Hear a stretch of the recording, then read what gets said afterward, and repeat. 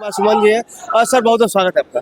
धन्यवाद धन्यवाद। सर कल जीतन राम मांझी जी का एक बयान कुछ हुआ, उसको जो है उस पर अफवाहें फैल रही है, क्या है वो मामला सर? ऐसी कोई बात नहीं है। जीतन राम मांझी जी देखिए बेबाकी से बोलते हैं। अपने कार्यकर्ताओं को बुस्टअप करने के लिए उन्होंने बोला कि आप इतना सीट हमको दीजिए। वो गठबंधन से नहीं मांगे, एनडीए से नहीं मांगे, अपने कार्यकर्ताओं से कहें आप अपने इतना सीट हमको कम से कम दीजिए। आप उतना मजबूत होइए, मतलब कि हम उतना सीट तब मांग पाए।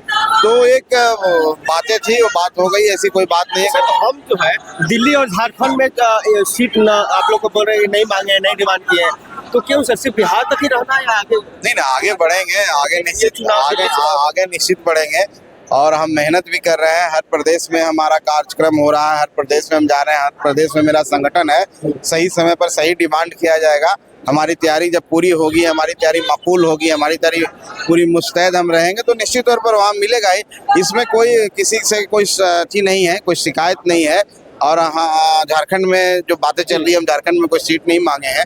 तो आने वाला समय में चुनाव प्रचार में जाएंगे और निश्चित तौर अगर हमें बुलाया जाएगा, हमें वहाँ ऑफर आएगा तो निश्चित तौर से हम एनडीए में है तो हम कहीं भी एनडीए को मदद कर सकते हैं, लेकिन हमारा गठबंधन बिहार में है। कैसे देख रहे हैं मंत्री जी का जिस तरीके से इग्नोर किया जा रहा है पॉलिटिकली सीटों को लेकर राजनीतिक? देखिए अभी तक ऐसी कोई बात नहीं है, ना कोई बात हुई है, ना कोई चर्चा हुई है, तो इग्नोर करने का कहाँ सवाल है। हमको तो नहीं लगता है कि ऐसी कोई बात है। ऐसी बातें उठती रहती है और हर पार्टी का एक अपना डिमांड होता है। कार्यकर्ताओं को मोटिवेट करने के लिए हर पार्टी के नेता उनको एनर्जी बूस्ट करते हैं, लेकिन हमको जहाँ तक जानकारी है कि अभी तक इस तरह की कोई बात, सीटों की कोई बात गठबंधन में नहीं हुई है। और समय आने पर जब बातें होगी, वार्ता होगी, या वार्ता के बाद जो भी बातें होगी वो उचित मंच पर हम लोग बात करेंगे और उसके बाद जो भी बातें निकल के आएगी आप सबको निश्चित तौर पर बताया जाएगा, आप सबको फीडबैक दिया जाएगा। लेकिन अभी तक ऐसी कोई बात नहीं हुई, इसलिए इग्नोर करने की जैसी कोई सवाल ही नहीं। जैसे दिल्ली विधानसभा में या फिर झारखंड में हाशिए पे रहेगा सीट उस तरीके से? देखिए जहाँ तक झारखंड विधानसभा का सवाल है, हमने झारखंड में सीट मांगा ही नहीं, और जब हम मांगे ही नहीं तो मिलने का सवाल कहाँ है। हाँ, हम अपनी तैयारी कर रहे थे और हम कल भी करते रहेंगे। जहाँ तक दिल्ली की बात है तो दिल्ली में हम लोग का हेडक्वार्टर है और देश का राजधानी है, इच्छा सबको होती है, लेकिन झारखंड में हमने मांगा नहीं और दिल्ली में ऐसी कोई बात नहीं है। हम लोग एनडीए के साथ हैं, एनडीए के साथ काम करना चाहते हैं।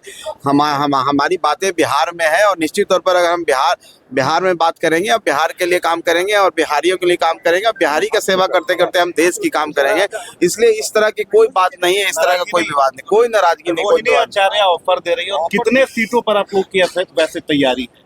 देखिए कोई भी राजनीतिक दल हर सीट पर तैयारी करता है। जब बिहार में हम राजनीति कर रहे हैं तो 243 पर हमारी तैयारी है। और जहाँ तक बहन रोहिणी आचार्य की बात है तो भाई उनके पास है क्या जो किसी को ऑफर करेगी। वो तो खुद एक सीट के लिए परेशान हो रही है, एक सीट जीतने के लिए, संसद में जाने के लिए, विधानसभा में जाने के लिए परेशान है। वो तो अपने सीट तो पहले एडजस्ट करे तब किसी को ऑफर करे। ये सब बेहूदी बातें हैं, ये सब बकवास बातें हैं, ये सब बातों एकदम ऑल इज वेल। ठीक, धन्यवाद। बताइए नजरिया जा पाए हम के युवा सम्मेलन में क्या कहेंगे?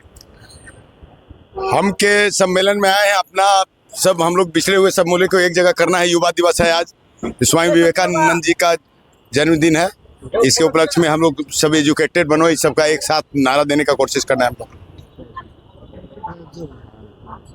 सर विधानसभा कहाँ से सर चुनाव लड़ रहे हैं? संभावित है एनडीए का जो अथी आएगा, अलायंस होगा, वो मिलता है। हम लोग ऐसे हम फुलवाड़ी से प्रतिनिधित्व करते हैं। फुलवाड़ी से अच्छे से आप अभी कर रहे हैं, पूरे चुनाव की तैयारी कर चुके हैं? तो तैयारी तो सबको रहता है ना, हर सीट पे सबको तैयारी रहता है, लेकिन ये गठबंधन का होता है कि कौन किसको दे रहा है। इतना बड़ा सम्मेलन हुआ, इतने जो प्रदेश के कार्यकर्ता आपके जुटे हैं, उनके लिए क्या संदेश है?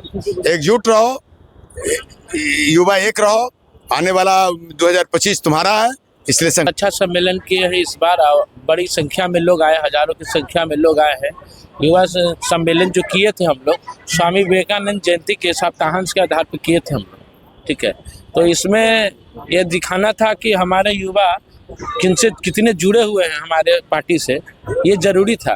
तो लोगों को एकत्रित किया कि आओ और मिल कर के एक उनके स्वामी विवेकानंद जी के विचारों को आगे बढ़ाएंगे। सर कहीं ना कहीं ये तो शक्ति प्रदर्शन तो नहीं है, क्योंकि चुनावी वर्ष है और अभी से ही आप लोग भीड़ जुटा रहे हैं, नहीं, तो ये- क्या दिखाना चाह रहे हैं? ये शक्ति प्रदर्शन में इसको नहीं कहेंगे, हम लोग ये समर्थन प्रदर्शन कर सकते हैं कि एनडीए के जो हम लोग पार्ट है, तो ये दिखाना चाहते हैं कि हमारी जो पार्टी है वो कितनी मेहनत कश है, कितने लोग हमसे जुड़े हुए हैं, ताकि हमारे जो गठबंधन है उसका मनोबल बढ़ा रहे। परिचय क्या है सर?